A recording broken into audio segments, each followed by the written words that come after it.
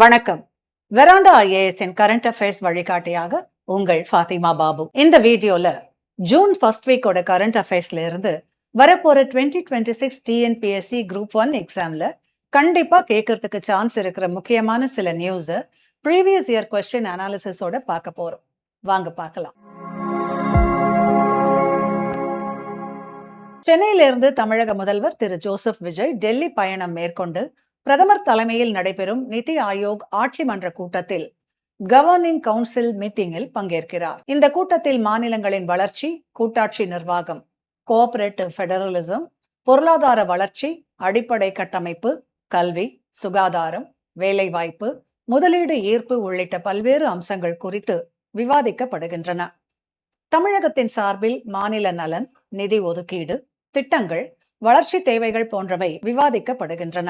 இந்த நியூஸ் தொடர்பான detailed analysis பார்க்கறதுக்கு முன்னாடி சிலபஸ் ரிலவன்ஸ் பார்த்துடலாம். மாணவர்களே, இன்னைக்கு நாம பார்க்க போற தலைப்பு ஒரு சாதாரண நடப்பு நிகழ்வு அல்ல. தமிழக முதல்வர் நிதி ஆயோக் கூட்டத்தில் பங்கேற்பது என்ற செய்தியின் பின்னால் இந்தியாவின் திட்டமிடல் வரலாறு, கூட்டாட்சி அரசியல், மத்திய மாநில உறவுகள், பொருளாதார வளர்ச்சி, மாநிலங்களின் உரிமைகள், நிதி பகிர்வு மற்றும் வளர்ச்சி நிர்வாகம் போன்ற மிக முக்கியமான சிலபஸ் டாபிக்ஸ் உள்ளன. Polity, economy and TN administration மாதிரி சப்ஜெக்ட்ஸ்ல கவர் ஆகும். அதனால இந்த செய்தியை புரிஞ்சுக்கிறதுக்கு நாம முதல்ல இந்தியாவில திட்டமிடல் எவ்வாறு வளர்ச்சி பெற்றது அப்படிங்கறத தெரிஞ்சுக்கணும். இப்போ டீடைல்டு அனாலிசிஸ் பார்க்கலாம் வாங்க. இந்தியா சுதந்திரம் பெற்ற பிறகு நாட்டின் பொருளாதார வளர்ச்சியை திட்டமிட்ட முறையில் முன்னெடுக்க வேண்டிய அவசியம் ஏற்பட்டது. அதன்படி 1950 மார்ச் 15ஆம் தேதி பிரதமர் ஜவஹர்லால் நேருவின் தலைமையில் திட்டக்குழு பிளானிங் கமிஷன் உருவாக்கப்பட்டது. இது அரசியல் அமைப்பு, சட்ட அமைப்பு அல்ல, அமைச்சரவை தீர்மானத்தின் மூலம் உருவாக்கப்பட்ட அமைப்பு ஆகும். இந்தியாவில் 5 ஆண்டு திட்டங்கள் 5-இயர் பிளான்ஸ் மூலம் வளர்ச்சியை முன்னெடுப்பதே இதன் முக்கிய நோக்கமாக இருந்தது. விவசாயம், தொழில், மின்சாரம், போக்குவரத்து, கல்வி, சுகாதாரம் போன்ற துறைகளுக்கு நிதி ஒதுக்கீடு செய்து வளர்ச்சியை திட்டமிட்டது. முதல் 5-ஆண்டு திட்டம் 1951 தொடங்கப்பட்டது. பின்னர் 12 5-ஆண்டு திட்டங்கள் வரை செயல்படுத்தப்பட்டன. ஆனால் காலப்போக்கில் திட்டக்குழு மீது பல விமர்சனங்கள் எழுந்தன. திட்டக்குழு மிகவும் மையப்படுத்தப்பட்ட அமைப்பாக செயல்படுகிறது. மாநிலங்களின் கருத்துகளுக்கு போதிய முக்கியத்துவம் அளிக்கவில்லை. மேலிருந்து கீழ் நோக்கிய திட்டமிடலை, டாப் டவுன் அப்ரோச்சை பின்பற்றுகிறது. உலகமயமாக்கல் காலத்திற்கு ஏற்ற வகையில் செயல்படவில்லை என்ற குற்றச்சாட்டுகள் எழுந்தன. இதனால் புதிய காலத்திற்கேற்ற திட்டமிடல் அமைப்பு தேவைப்பட்டது. இதன் விளைவாக 2015 ஜனவரி 1 அன்று நிதி Aayog, national institution for transforming India உருவாக்கப்பட்டது. இந்திய மாற்றத்திற்கான தேசிய நிறுவனம் என்று அழைக்கப்படுகிறது. இதன் தலைமையகம் புதுடெல்லியில் அமைந்துள்ளது. இந்தியாவின் நீண்ட கால வளர்ச்சி, கொள்கை உருவாக்கம், மாநிலங்களுடன் ஒருங்கிணைப்பு, புதுமை, தொழில்நுட்ப முன்னேற்றம் மற்றும் நிலையான வளர்ச்சி ஆகியவற்றை முன்னெடுப்பதே இதன் நோக்கமாகும். நிதி ஆயோக்கின் தலைவராக இந்திய பிரதமர் செயல்படுகிறார். துணைத் தலைவர், வைஸ் சேர்மன் பிரதமரால் நியமிக்கப்படுகிறார். முழு நேர உறுப்பினர்கள், பகுதி நேர உறுப்பினர்கள், சிறப்பு அழைப்பாளர்கள் மற்றும் தலைமை செயல் அதிகாரி சிஇஓ ஆகியோர் இதில் இடம்பெறுகின்றனர். தற்போது பிரதமர் நரேந்திர மோடி நிதி ஆயோக்கின் தலைவராக உள்ளார். 2026 ஏப்ரலில் மத்திய அரசு நிதி ஆயோகை மறுசீரமைப்பு, ரீகான்ஸ்டிடியூஷன் செய்தது.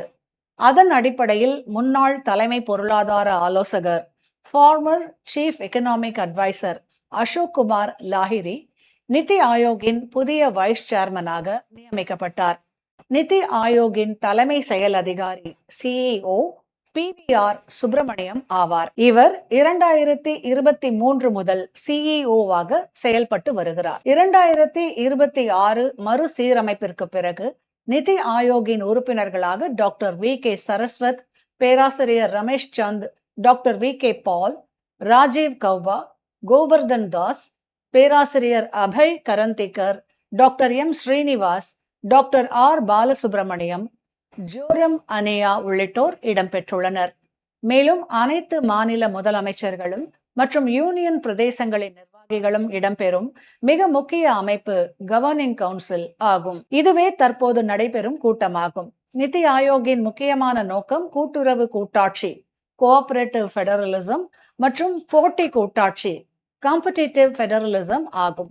கூட்டுறவு கூட்டாட்சி என்பது மத்திய அரசும் மாநில அரசுகளும் இணைந்து நாட்டின் வளர்ச்சிக்காக செயல்படுவது ஆகும்.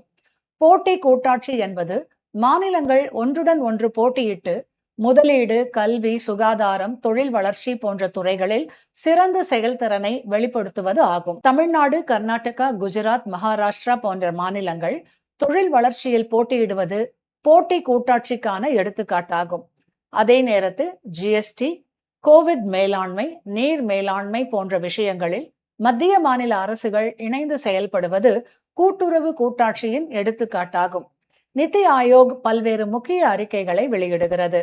SDG index, sustainable development goals index, health index, school education quality index, export preparedness index, innovation index, multi dimensional poverty index போன்றவை அவற்றில் குறிப்பிடத்தக்கவை. இவ்வறிக்கைகள் மாநிலங்களின் செயல்திறனை அளவிடுகின்றன. டிஎன்பிஎஸ்சி தேர்வுகளில் இவை அடிக்கடி கேட்கப்படுகின்றன. தமிழ்நாடு தொடர்ந்து பல நிதி ஆயோக் குறியீடுகளில் முன்னணி மாநிலமாக திகழ்கிறது. குறிப்பாக சுகாதாரம், கல்வி, சமூக வளர்ச்சி, மனிதவள மேம்பாடு போன்ற துறைகளில் தமிழ்நாடு சிறந்த செயல்திறனை வெளிப்படுத்தி உள்ளது. அதே சமயம் மாநிலத்தின் நிதி உரிமைகள், ஜிஎஸ்டி இழப்பீடு, மத்திய நிதி ஒதுக்கீடு, மக்கள் தொகை அடிப்படையிலான நிதி பகிர்வு போன்ற விஷயங்களில் தமிழ்நாடு தனது கருத்துக்களை தொடர்ந்து முன்வைத்து வருகிறது. இந்த சூழலில் முதல்வர் நிதி ஆயோக் கூட்டத்தில் பங்கேற்பது மிகவும் முக்கியமானதாகும். மாநிலத்தின் தேவைகள், நிதி ஒதுக்கீடு, அடிப்படை கட்டமைப்பு திட்டங்கள், தேசிய நெடுஞ்சாலை, ரயில்வே, கல்வி, சுகாதாரம், தொழில் முதலீடு, பசுமை ஆற்றல், வேலை வாய்ப்பு போன்ற பல்வேறு கோரிக்கைகள் இந்த கூட்டத்தில் எடுத்துரைக்கப்படலாம். இது மத்திய மாநில உறவின் ஒரு முக்கிய தளமாக கருதப்படுகிறது. அரசியல் அமைப்பின் அடிப்படையில் பார்த்தால் இந்தியா ஒரு கூட்டாட்சி தன்மையுடைய ஒற்றையாட்சி நாடு, federal system with unitary bias ஆகும். எனவே மத்திய அரசும் மாநில அரசுகளும் இணைந்து செயல்படுவது மிகவும் அவசியம். நிதி ஆயோக் இந்த ஒருங்கிணைப்பை வலுப்படுத்தும் அமைப்பாக செயல்படுகிறது. இதனால் இதனை think tank of government of India என்றும் அழைக்கின்றனர். எனவே டிஎன்பிஎஸ்சி குரூப் 1 தேர்வுகளில் இந்த தலைப்பு மிகவும் முக்கியமானதாகும். குறிப்பாக பிளானிங் கமிஷன்ஸ் வெர்சஸ் நிதி Aayog, cooperative federalism, competitive federalism, governing council, SDG index, state development model போன்ற பகுதிகளை முழுமையாக தயாரித்து வைத்திருக்க வேண்டும். இந்த ப்ரிலிம்ஸ் ப்ரீவியஸ் இயர் கொஸ்டின்ஸை பாருங்க. இதுல நிதி ஆயோக் பத்தி நான் சொன்ன எல்லா ஃபேக்ட்ஸும் கேட்டிருக்காங்க பாருங்க. Origin date, planning commission replacement, important persons in NITI Aayog, powers and functions of NITI Aayog, important industries published by NITI Aayog, இது எல்லாமே கேட்டிருக்காங்க. ஸோ இம்பார்ட்டன்ட் டாபிக் நல்லா படிங்க. இந்த வீடியோ உங்களுக்கு பிடிச்சிருந்தா லைக் அண்ட் கமெண்ட் பண்ண மறக்காதீங்க. உங்களை மாதிரி ஆஸ்பிரன்ஸ்க்கு ஷேர் பண்ணுங்க. இந்த மாதிரி வீடியோஸை கண்டினியூஸா பார்க்கறதுக்கு வெராண்டா ஐஏஎஸ் சேனலை சப்ஸ்கிரைப் பண்ணிக்கோங்க. மறுபடியும் இன்னொரு வீடியோல உங்களை சந்திக்கும் வரை உங்களிடமிருந்து வணக்கம் கூறி விடைபெறுவது உங்கள் ஃபாத்திமா பாபு. நன்றி, வணக்கம். Veranda IAS, where your dream becomes reality.